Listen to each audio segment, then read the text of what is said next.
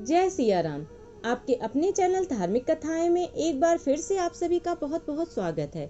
आज श्रावण मास का द्वितीय दिवस है और आज की अपनी इस वीडियो के माध्यम से मैं आप लोगों को श्रावण मास के द्वितीय अध्याय की कथा का श्रवण करवाऊंगी, जिसमें ईश्वर सनत कुमार संवाद के अंतर्गत श्रावण व्रतोद्देश्य कथन का वर्णन किया गया है। तो वीडियो में बने रहें और इस पूरी कथा का श्रवण करें। और यदि आपको यह कथा पसंद आए तो कृपया लाइक करें, और यदि आप मेरे चैनल पर नए हैं तो चैनल को सब्सक्राइब करना ना भूलें। साथ ही बेल आइकन को भी प्रेस कर दें ताकि मेरी वीडियोस के नोटिफिकेशन आप सभी को मिलते रहें। और कमेंट बॉक्स में हर हर महादेव भी अवश्य लिखें। ईश्वर बोले, हे महाभाग, आपने उचित बात कही है। हे ब्रह्मपुत्र, आप विनम्र, गुणी, श्रद्धालु तथा भक्ति संपन्न श्रोता हैं। हे अनघ, आपने श्रावण मास के विषय में विनम्रता पूर्वक जो पूछा है उसे तथा जो नहीं पूछा है वह सब अत्यंत हर्ष तथा प्रेम के साथ मैं आपको बताऊंगा। द्वेष न करने वाला सबका प्रिय होता है और आप उसी प्रकार के विनम्र हैं, क्योंकि मैंने आपके अभिमानी पिता ब्रह्मा का 5वां मस्तक काट दिया था, तो भी आप उस द्वेष भाव का त्याग कर मेरी शरण को प्राप्त हुए हैं। अतः हे तात, मैं आपको सब कुछ बताऊंगा, आप एकाग्रचित होकर सुनिए। हे योगिन, मनुष्य को चाहिए कि श्रावण मास में नियम पूर्वक नक्त व्रत करे और पूरे महीने भर प्रतिदिन रुद्राभिषेक करे। अपनी प्रत्येक प्रिय वस्तु का इस मास में त्याग कर देना चाहिए। पुष्पों, फलों, दांतों, तुलसी की मंजरी तथा तुलसी दलों और बिल्व पत्रों से शिव जी की लक्ष्य पूजा करनी चाहिए। 1 करोड़ शिवलिंग बनाना चाहिए और ब्राह्मणों को भोजन कराना चाहिए। महीने भर धारण, पारण, व्रत अथवा उपवास करना चाहिए। इस मास में मेरे लिए अत्यंत प्रीतिकर पंचामृताभिषेक करना चाहिए। इस मास में जो जो शुभ कर्म किया जाता है वह अनंत फल देने वाला होता है। हे मुने, इस माह में भूमि पर सोएं, ब्रह्मचारी रहें और सत्य वचन बोले। इस मास को बिना व्रत के कभी व्यतीत नहीं करना चाहिए। फलाहार तथा हविष्यान्न ग्रहण करना चाहिए। पत्ते पर भोजन करना चाहिए।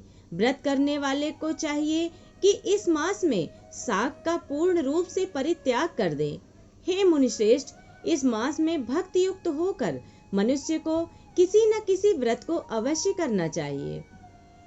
सदाचार परायण, भूमि पर शयन करने वाला, प्रातः स्नान करने वाला और जितेंद्रिय होकर मनुष्य को एकाग्र किए गए मन से प्रतिदिन मेरी पूजा करनी चाहिए। इस मास में किया गया पुरस्चरण निश्चित रूप से मंत्रों की सिद्धि करने वाला होता है।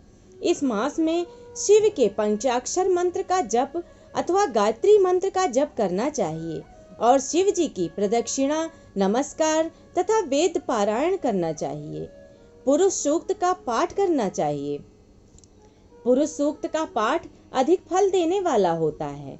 इस मास में किया गया ग्रह यज्ञ, कोटि होम, लक्ष्य होम तथा अयुत होम शीघ्र ही फलीभूत होता है और अभीष्ट फल प्रदान करता है। जो मनुष्य इस मास में एक भी दिन व्रतहीन व्यतीत करता है वह महाप्रलय पर्यंत घोर नरक में वास करता है। यह मास मुझे जितना प्रिय है उतना कोई अन्य मास प्रिय नहीं है। यह मास सकाम व्यक्ति को अभीष्ट फल देने वाला तथा निष्काम व्यक्ति को मोक्ष प्रदान करने वाला है। हे सत्तम, इस मास के जो व्रत तथा धर्म हैं उन्हें मुझसे सुनिए। रविवार को सूर्य व्रत तथा सोमवार को मेरी पूजा व नक्त भोजन करना चाहिए। श्रावण मास के पहले सोमवार से आरंभ करके 3.5 महीने का रोटक नामक व्रत किया जाता है। यह व्रत सभी वांछित फल प्रदान करने वाला है। मंगलवार को मंगल गौरी का व्रत, बुधवार व बृहस्पतिवार के दिन इन दोनों वारों का व्रत, शुक्रवार को जीवंती का व्रत और शनिवार को हनुमान तथा नृसिंह का व्रत करना बताया गया है। हे मुने, अब तिथियों में किए जाने वाले व्रतों का श्रवण करें। श्रावण के शुक्ल पक्ष की द्वितीया तिथि को औटुंबर नामक व्रत होता है। श्रावण के शुक्ल पक्ष की तृतीया तिथि को गौरी व्रत होता है। इसी प्रकार शुक्ल की चतुर्थी तिथि को दुर्वा गणपति नामक व्रत किया जाता है। हे मुने, उसी चतुर्थी का दूसरा नाम विनायकी चतुर्थी भी है। शुक्ल पक्ष में पंचमी तिथि नागों के पूजन के लिए प्रशस्त होती है। हे मुनिश्रेष्ठ, इस पंचमी को रौरव कल्पादि नाम से जानिए। षष्ठी तिथि को सुपोदन व्रत और सप्तमी तिथि को शीतला व्रत होता है। अष्टमी तथा चतुर्दशी तिथि को देवी का पवित्रारोपण व्रत होता है। इस माह के शुक्ल पक्ष तथा कृष्ण पक्ष दोनों नवमी तिथियों को नक्त व्रत करना बताया गया है। शुक्ल पक्ष की 10वीं तिथि को आशा नामक व्रत होता है। इस मास में दोनों पक्षों में दोनों एकादशी तिथियों को इस व्रत की कुछ और विशेषता मानी गई है। श्रावण मास के शुक्ल पक्ष की द्वादशी तिथि को श्री विष्णु का पवित्रारोपण व्रत बताया गया है। इस द्वादशी तिथि में भगवान श्रीधर की पूजा करके मनुष्य परम गति प्राप्त करता है। उत्सर्जन, उपाकर्म, सभादीप, सभा में उपाकर्म, इसके बाद रक्षाबंधन, पुनः श्रवणाकर्म, सर्प बलि और हैग्रीव का अवतार, ये 7 कर्म पूर्णमासी तिथि को करने हेतु बताए गए हैं। श्रावण मास के कृष्ण पक्ष में चतुर्थी तिथि को संकष्ट चतुर्थी व्रत कहा गया है और श्रावण मास के कृष्ण पक्ष की पंचमी तिथि के दिन मानव कल्पादि नामक व्रत को जानना चाहिए। हे द्विजोत्तम, कृष्ण पक्ष की अष्टमी तिथि को श्री कृष्ण का पूर्णावतार हुआ। इस दिन उनका अवतार हुआ, अतः महान उत्सव के साथ इस दिन व्रत करना चाहिए। हे मुनिश्रेष्ठ, इस अष्टमी को मनवादि तिथि जानना चाहिए। श्रावण मास की अमावस्या तिथि को पिठोरा व्रत किया जाता है। इस तिथि में कुशों का ग्रहण और वृषभों का पूजन किया जाता है। इस मास में शुक्ल पक्ष की प्रतिपदा तिथि से लेकर सब तिथियों के पृथक पृथक देवता हैं। प्रतिपदा तिथि के देवता अग्नि, द्वितीया तिथि के देवता ब्रह्मा, तृतीया तिथि की गौरी और चतुर्थी के देवता गणपति हैं।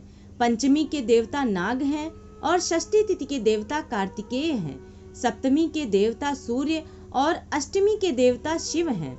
नवमी की देवी दुर्गा, 10वीं के देवता यम और एकादशी तिथि के देवता विश्वेदेव कहे गए हैं।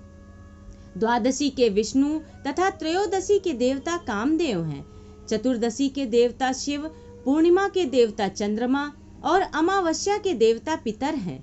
ये सब तिथियों के देवता कहे गए हैं। जिस देवता की जो तिथि हो उस देवता की उसी तिथि से में पूजा करनी चाहिए। प्रायः इसी मास में अगस्त्य का उदय होता है। हे मुनि, मैं उस काल को बता रहा हूँ, आप एकाग्रचित होकर सुनिए। सूर्य के सिंह राशि में प्रवेश करने के दिन से जब 12 अंश 40 घड़ी व्यतीत हो जाती है तब अगस्त्य का उदय होता है। उसके 7 दिन पूर्व से अगस्त्य को अर्घ्य प्रदान करना चाहिए। 12 मासों में सूर्य पृथक पृथक नामों से जाने जाते हैं। उनमें से श्रावण मास में सूर्य गभस्ती नाम वाला होकर तपता है। इस मास में मनुष्यों को भक्ति संपन्न होकर सूर्य की पूजा करनी चाहिए। हे सत्तम, 4 मासों में जो वस्तुएं वर्जित हैं उन्हें सुनिए।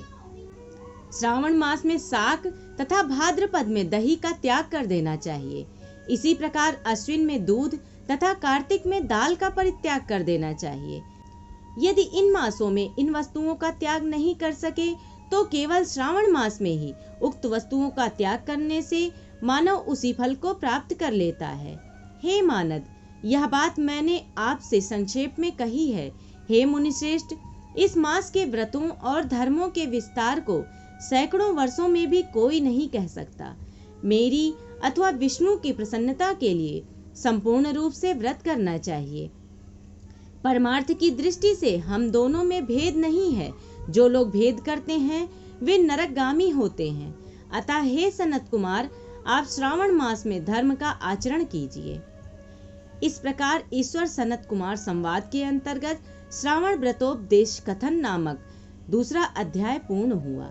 भगवान शिव और माता पार्वती की कृपा अपने भक्तों पर सदैव बनी रहे, इसी कामना के साथ आज की अपनी इस वीडियो को मैं यही समाप्त कर रही हूँ।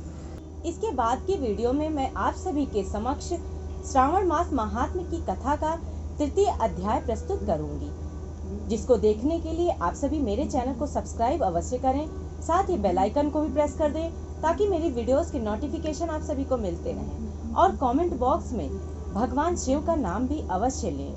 धन्यवाद।